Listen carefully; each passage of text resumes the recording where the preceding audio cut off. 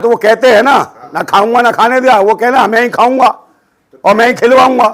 तो कहले खाने नहीं दूंगा ना खाऊंगा, उन्होंने कहा आप खा रहा हूं और खिलवा रहा हूं, कर लो जो करा जाए। दिल्ली की सीट पर सभी लोग जाएं और जितने भी सैनिक है वो भी इसके खिलाफ आंदोलन करें और भाजपा कार्यालय के खिलाफ कहें कि कैसे 400 पार होगी जब 400 करोड़ का कर दिया कांड, समझे। तो अब किसको कहें, कौन सा इलेक्ट्रॉनिक बॉन्ड और कौन सा कांड है, कौन है, कौन साथ के लोग हैं उनकी पार्टी में जो आ रहे हैं, जिन्होंने कर भी रखा खा भी रखा वो भी इनकी पार्टी में आ गए।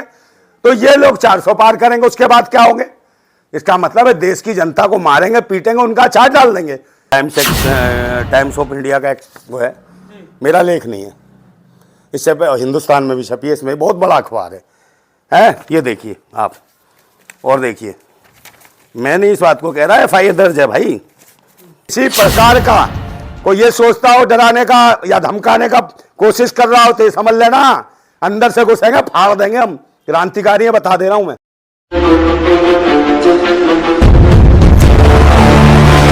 कैसे लोगों को भाजपा टिकट क्यों दे रही है, एक तरफ तो 400 पार कर रही है, दूसरी तरफ 400 करोड़ का जो घोटाला कर रखा, 400 करोड़ का जो घोटाला किया है, ऐसे लोगों के सहयोगियों को टिकट क्यों दिया जा रहा भाई। कहीं आपकी मंशा कमलजीत सहरावत के जो है चुनावी उसको खराब तो करना नहीं खराब करना क्या, सच्चाई है यार, कड़वी सच्चाई है। आप इसको मैं दिखाता हूं आपको, देखिए ये एफिडेविट है इनका, कमलजीत सहरावत का। जिस एड्रेस से ये कंपनियां बनी थी उसी एड्रेस पे घोटाला हुआ, उसी चक्कर मारते रहे, वही इनका एड्रेस है। ये चुनाव आयोग को इन्होंने दिया लिखित में कि मैं इसी एड्रेस पे रह रही हूँ और यहीं से चुनाव लड़ी है, ठीक है। कहीं ना कहीं आप कैमरे के सामने बहुत बड़ी बात बोल रहे हैं कमलजीत सहरावत के ऊपर, हाँ, और भाजपा सरकार के ऊपर जो आप आरोप लगा रहे हैं जी, इसका जो आपको ये जानकारी मिली, आपकी खुद की जानकारी है, इसका माध्यम कुछ और है। भाई साहब ये देखो, मेरा तो नहीं है, ये टाइम्स ऑफ इंडिया का वो है, मेरा लेख नहीं है, इससे हिंदुस्तान में भी छपी है, इसमें बहुत बड़ा अखबार है ये देखिए आप, और देखिए मैंने इस बात को कह रहा है FIR दर्ज है भाई। ये देखिए, ये मैंने FIR दर्ज तो नहीं कराई है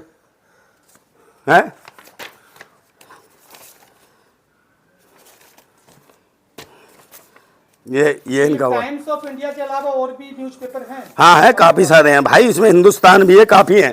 तो वो तो आपको अगर देखना है तो आप सर्च भी कर सकते हो, ये मैंने भी उसी तरीके से जुटाए हैं।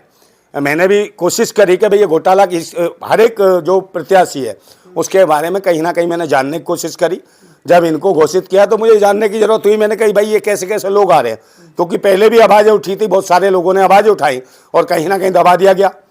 तो मगर बात यह है कि इनका जो पैसा गया, चलिए आपने 2-4 साल के लिए अंदर डाल दिया, बाकी लोग बच गए जिनके सानिध्य में जिनके संरक्षण में ये लोगों को ठगा गया, वो लोग बाहर हैं।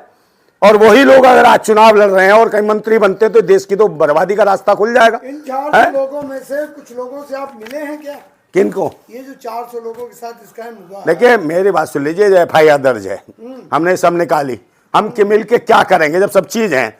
हमने न्याय की उम्मीद की है, लोगों को बताने का प्रयास किया, मैं उनको मिलकर क्या करूंगा भाई। कहीं ना कहीं वो मुझसे ज्यादा पावरफुल है, जब इतने बड़े बड़े फ्लैट ले रहे थे 10-10 लाख रुपए दे रहे हैं, और हम क्रांतिकारी, हमारे पास कहाँ है इतना पैसा।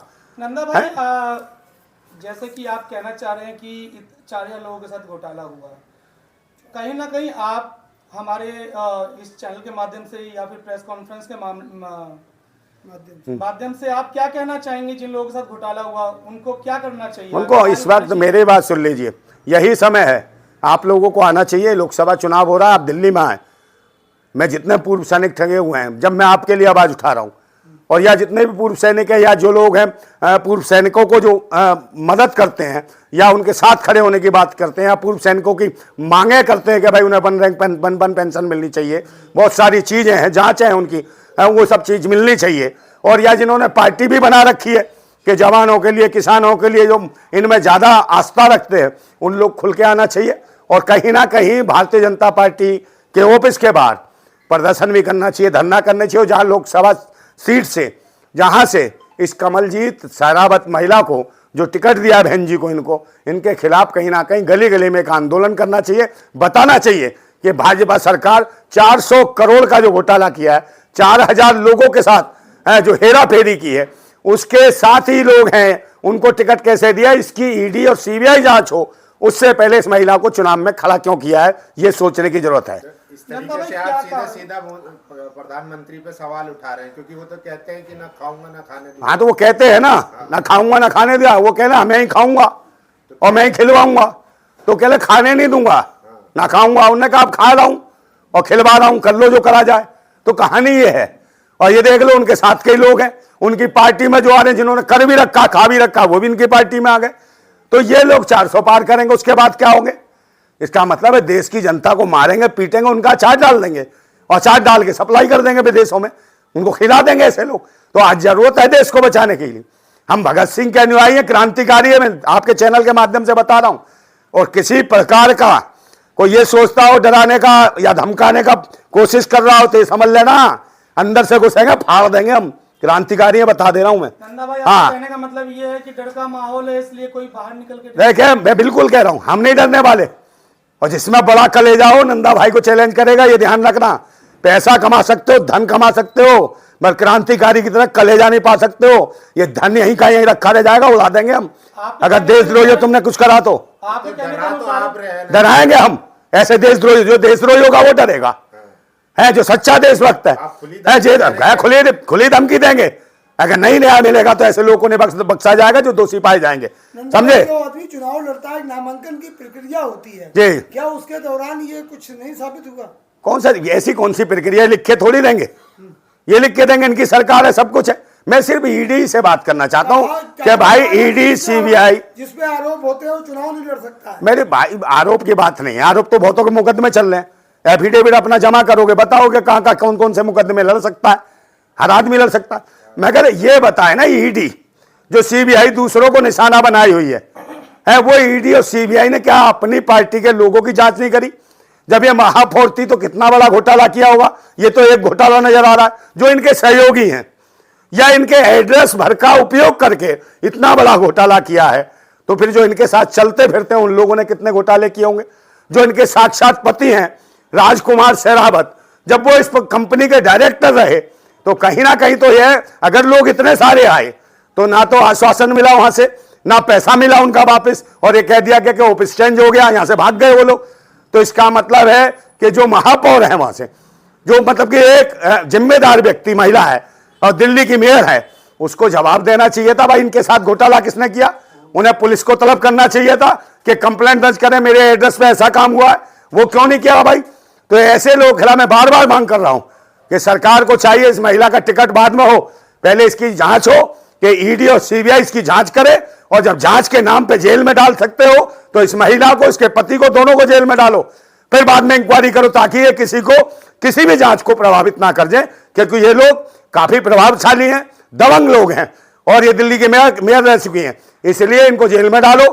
उसके बाद जांच जो है करें, ताकि जो बेचारे जो 4000 लोग ठगे हुए हैं, जो पूर्व सैनिक हैं 2000 हैं, उन लोगों का भी पैसा मिल सके। और नहीं 2000 सैनिक के साथ साथ उन लोगों को मैं कहता हूं, और जो इनके पक्ष में जो मानते हैं, आस्था रखते हैं देश के सैनिकों में, वो लोग देशवासी आए जो वाकई राष्ट्रभक्त बनते हैं। अब जरूरत है कि दिल्ली के उस पश्चिमी दिल्ली की सीट पर सभी लोग जाएं और जितने भी सैनिक हैं वो भी इसके खिलाफ आंदोलन करें और भाजपा कार्यालय के खिलाफ कहें कि कैसे 400 पार होगी जब 400 करोड़ का कर दिया कांड, समझे? तो अब किसको कहे कौन सा इलेक्ट्रॉनिक बॉन्ड और कौन सा कांड? ये कौन है ये कमलजीत शेरावत जिसको टिकट दे दिया?